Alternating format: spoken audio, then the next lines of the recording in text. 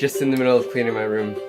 You know, to be honest, I hate cleaning because I don't know, I just don't enjoy it as much. So I need to find someone who doesn't mind it as much. But as I was cleaning my room, I came across this paper. I don't know when I wrote it. It's probably about a year ago. But I remember the poem that I wrote into here. And maybe I'll turn this down a little bit so you can hear me. By the way, I don't know why I'm obsessed with this singer. Uke With Me. I think she's really cute. And she has a really bright and big smile. So, and she plays the uke. But anyways, I digress. And what I wanted to tell you here is I wanted to read this poem because I think it means a lot to me and really puts things in perspective and gets you thinking. And it's about what you want from life. And it's not necessarily always monetary, because there's a lot of facets in life that can make your life better than what it is right now. But there's no denying that money is part of it. I just think this encompasses many different topics or categories in life. So, skip the ad. I bargained with life for a penny, and life would pay no more. However, I begged that evening when I counted my scanty score. For life is a just employer, he gives you what you ask, but once you set the wages, why you must bear the task. I worked for a menial shire, only to learn dismayed, that any wage I asked of life, life would have willingly paid. I think that's important because and I think it's not just about money. I think it's about a lot of things that you want to be aware of, things that bring more joy to life. If people study happiness and they realize the things that actually truly bring happiness, there's some science to it that you can learn. There's health. Biology is a huge part of your happiness.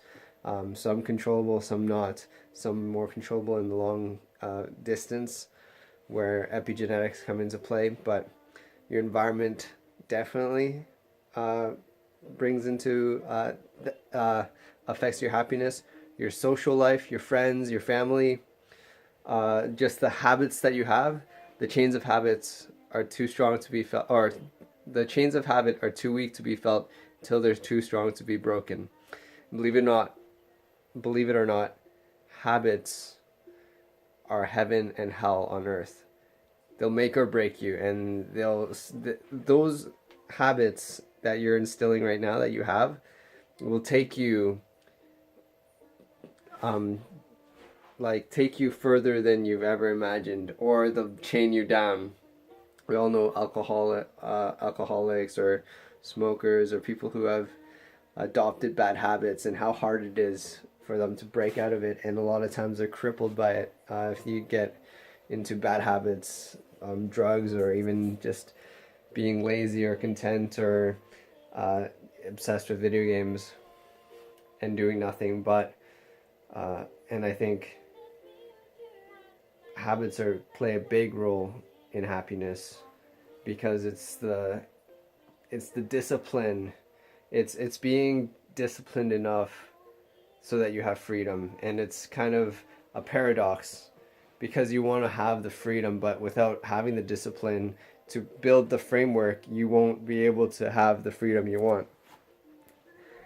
So I think that plays a big role. There's status, which is kind of in the social setting, because social is a big part of it. It's your how your peers see you, and no matter what, everyone is predisposed or has it genetically inside them to care about that. No matter what you say, you can lie to yourself and say, hey, it doesn't matter, and you might be able to convince yourself a little bit, but it might be easier to actually get the status. And I don't think it's bad or good. I think it's just the way. like a good example is, say hypothetically the ideal salary for you is $70,000 a year, and that's you'll be happiest at that. Or let's say $100,000. Well, you can try and convince yourself that you don't need any money at all, that you can live off $1,000 a month. But I think it's much harder to change your mindset, change your DNA and your brain, than actually go out there and get it. It might be actually easier for you to go and get it, or do a mix of both. Change your mindset, so instead of wanting or being accustomed to $100,000 a month, or sorry, $100,000 a year, to maybe cut that in half to have it $50,000 a year and go and get that. You know what I mean? It's a mix of both. Happiness isn't black or white, it's gray, and the reason why people struggle with it so much is because it's ambiguous and it's personalized for each person. So part of it is self-awareness, part of it is studying other people, part of it is reflecting on yourself, part of it is breaking it down. What is happiness? The definition of happiness, or even the definition of a good life. And it's not so much definition, although that might lead us to it, but a lot of times we don't even know our own minds. What it will do is it'll reveal to us whether it is correct or not. So you can make a guess or stipulate that what will really make you happy is making $4,000 a year or $4,000 a month. And if you achieve that, you can reevaluate again, or you get to say really close, $3,500. But don't be blinded by the path that you take. Be obsessed with the goal, and the goal for everyone is to have the best life possible, to have a good life. And so never be blinded by the path that you take towards it. And I think I wanted to end on that. Just inspired by this sheet that I found. For years I've been taking notes, I've been reading a lot, I've been doing a lot of video consumption on paid courses that I got, and unpaid, not unpaid, but like free courses. So thought I'd share this, document it.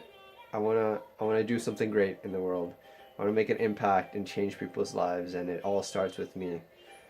This is a quote that I said in my last Toastmasters, which I joined, which we practice our speaking, and it's, to change the world, you need to start by changing yourself. This I know. The world will not be changed by force or by action or by violence. It'll change by action, but not the action of violence or force, but by spreading good and correct ideas. And this I know. The progress of the world depends on our progress as individuals. And so if we strive a little harder, a little more, aim for impact, and once again, in this short video I can't do it, but you need to know how to define these words, what it actually means. What does impact actually mean? What does knowledge actually mean? What does truth actually mean? What is important and why?